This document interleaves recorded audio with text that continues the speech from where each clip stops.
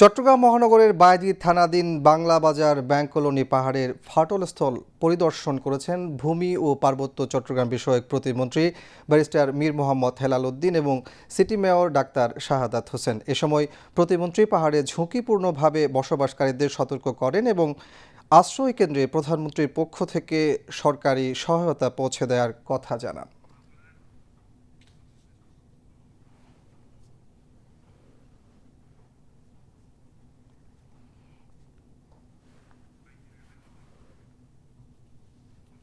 গুলো যেভাবে রাখা হয়েছে এভাবে যদি অপরিকল্পিতভাবে মানুষজন অবৈধভাবে এভাবে বসতিটা না করত, তাহলে এই যে প্রাকৃতিক দুর্যোগের কারণে যে হতাহত সংখ্যা এটা অলমোস্ট একদম শূন্যের কোটায় থাকতো।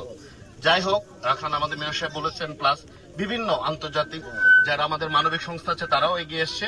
আপনারা মানুষকে সচেতন করবেন, যেখানে যে আশ্রয় কেন্দ্রগুলো আছে যেগুলো সিটি কর্পোরেশনের পক্ষ থেকে করা হয়েছে বা উপজেলায় বা জেলায় করা হয়েছে, আপনারা চেষ্টা করবেন মানুষকে বুঝিয়ে যেন সেই দ্রুত সেখানে স্থানান্তর করা যায়।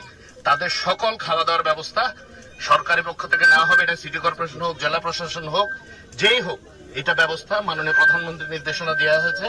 আরেকটি কথা বলতে চাই, এই পার্বত্য 3 জেলায় যে দুর্যোগ হয়েছে, প্রাকৃতিক দুর্যোগ, সেজন্য মাননীয় প্রধানমন্ত্রী ইতিমধ্যেই 1300 মেট্রিক টন চাল ওখানে বিশেষ সহায়তা হিসেবে প্রদান করেছেন এবং বিভিন্ন এলাকায় যেখানে বিভিন্ন উপজেলায় এবং সিটি কর্পোরেশনও যেখানে এই দুর্যোগে মানুষ অসুবিধা আছে এবং সিটি কর্পোরেশনও দিচ্ছে, প্রত্যেকটি জায়গায় মাননীয় প্রধানমন্ত্রীর নির্দেশে সকল ব্যবস্থা নেওয়া হচ্ছে। এরপরও জনগণের সহায়তা ছাড়া, সকলের সহযোগিতা ছাড়া এই ধরনের বিপর্যয় বা প্রাকৃতিক দুর্যোগ মোকাবেলা অসম্ভব।